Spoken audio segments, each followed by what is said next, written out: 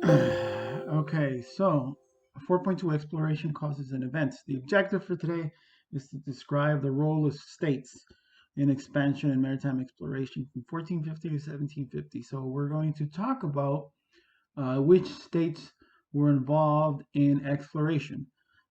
Specifically, we're going to talk about state-sponsored transoceanic exploration. That means the kings were sponsoring exploration for their own benefit. We're going to focus on the Portuguese, right, and creating their trading post empire. So that's key, the Portuguese and the trading post empire. We're going to talk about the Spanish and Columbus and his voyages. And we're going to talk about the English, the French, and the Dutch. So, in essence, what you learned in fifth grade and in eighth grade as European exploration, right? We're going to try to answer these questions. What specific states supported maritime exploration? You have to be able to give specific examples. What were the economic factors that drove maritime exploration? And what were some economic outcomes, both positive and negative? And then describe the difference between a trading post empire established by the Portuguese and then the colonies established by the Spanish, French, Dutch, and English.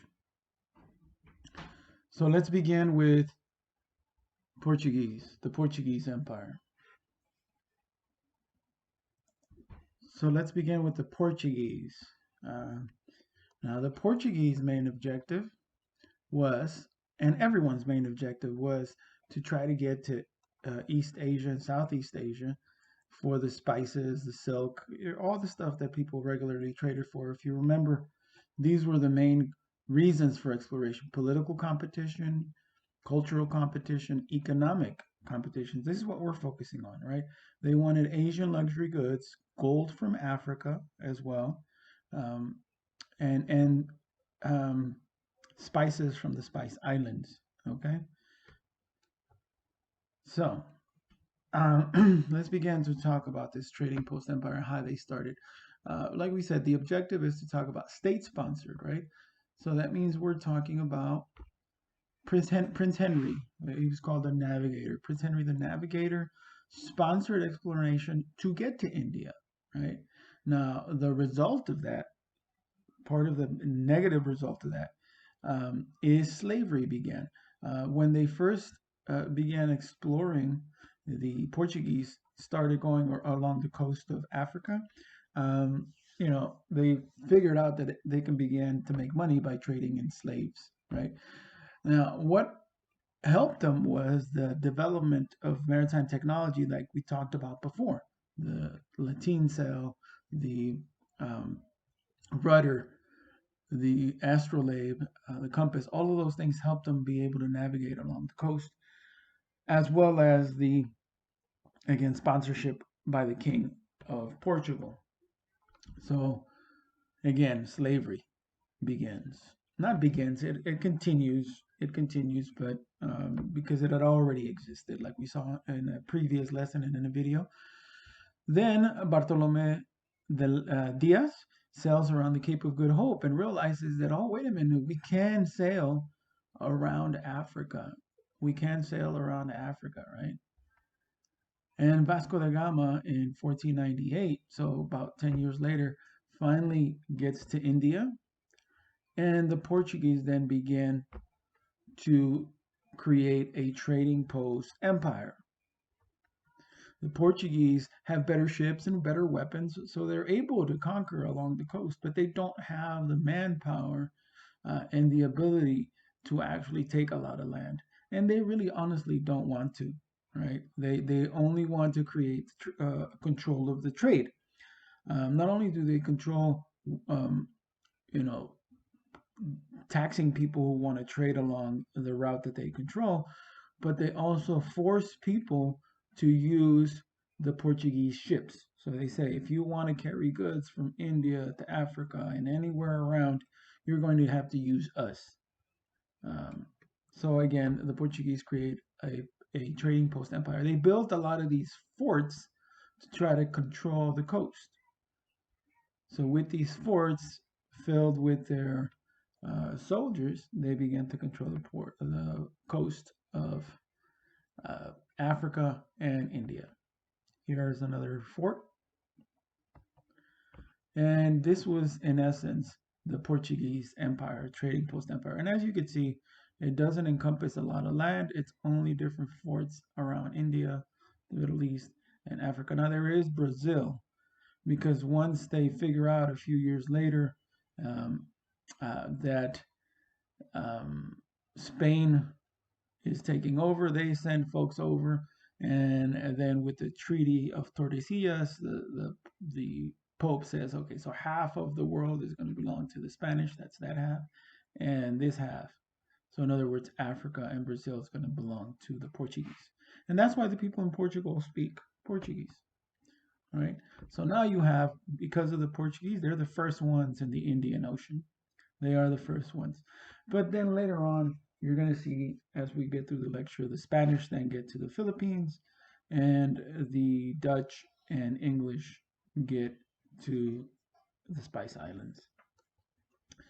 So the Spanish. So now the Spanish again. So 1492, Columbus sails the ocean blue, right?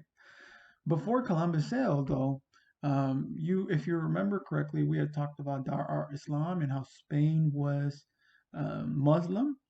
Eventually, though, through what they call the Reconquista, Al Andalus, which is the name for Spanish, Muslim Spain, I mean, um, becomes a Catholic country.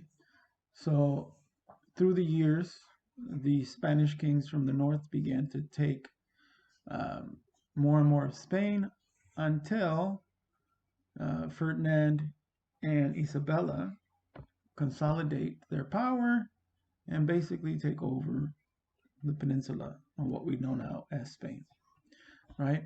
And here you have them sponsoring, once again, state sponsored, sponsoring Columbus.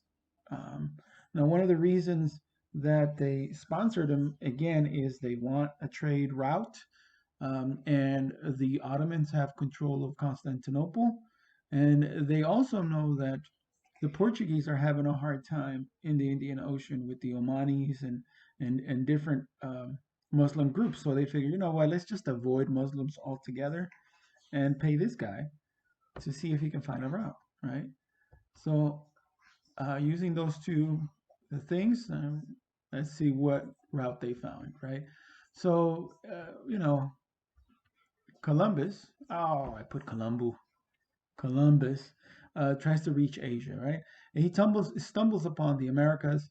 But then the main thing about Columbus is not necessarily, you know, that he was the first or the only or first European to get to the Americas. The whole point of the importance of Columbus is that he creates interest for other nations to try to explore this newfound land, right, and try to exploit its riches.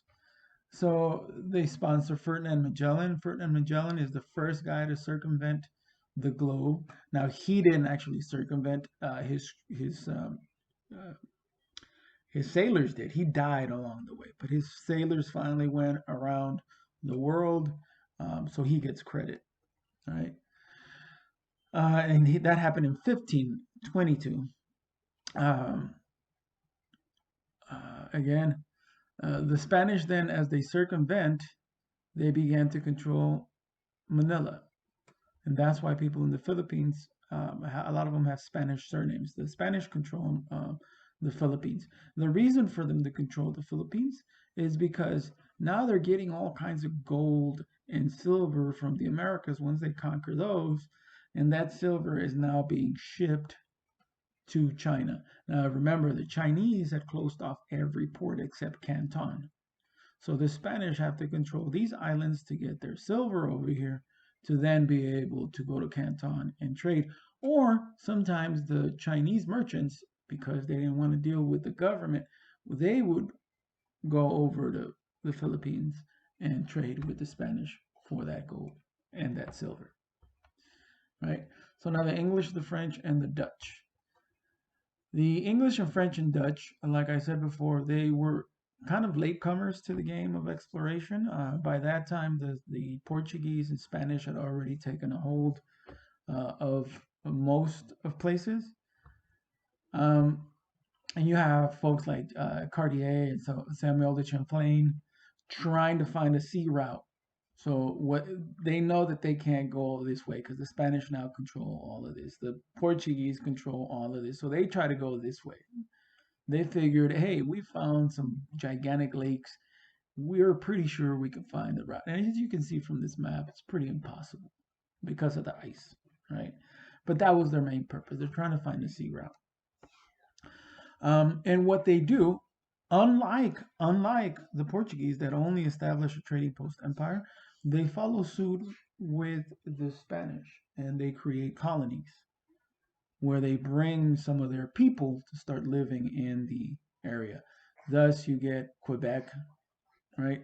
Now, the thing, and we'll talk about this a little further, is that the French actually began to trade in fur. Remember, this is the time of the Little Ice Age, and it's kind of cold, so fur it becomes kind of lucrative, very lucrative trade. Remember that the Russians are trading in fur because they find a lot of fur over here.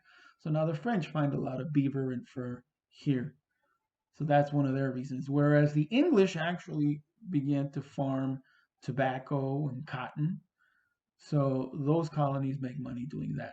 So while these guys are focusing on farming and silver and gold, these guys are focusing on farming, but plantation farming. And all of them try to control here. They all of them try to create colonies to grow sugar, because sugar also becomes a very lucrative trade. But that sugar growth, or those plantations of sugar, as well as the cotton ones, create slavery, like we said before. The slavery begins with the Portuguese and then is continued by the English, French, Dutch, and Spanish that began to use these Caribbean islands and this southern section for cotton plantations and sugar plantations. Again, we'll get deeper into that later on. But again, this exploration leads to colonization. Exploration leads to colonization, and you see the different routes of different explorers.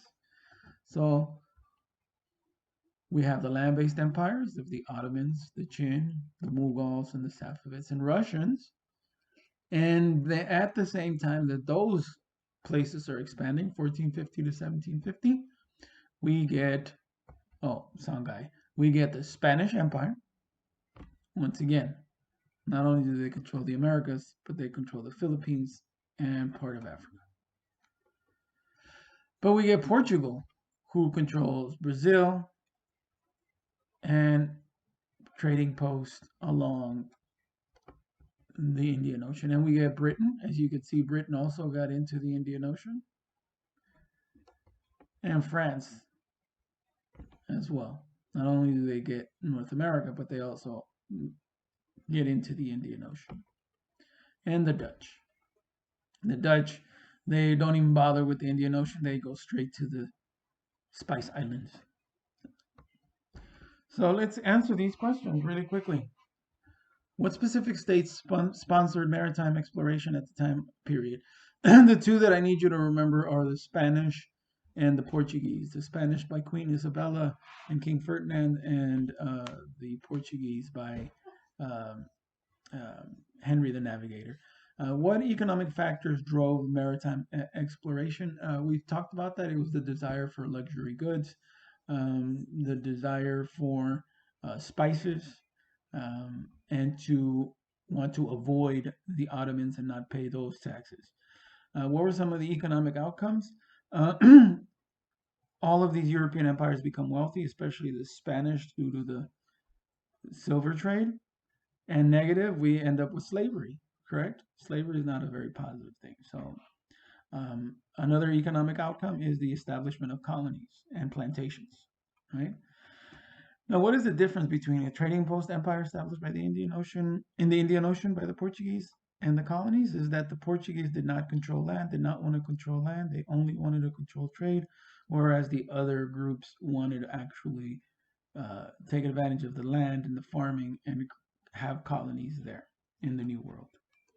So that's it, ladies and gentlemen. You should be able to fill that out and see you in class.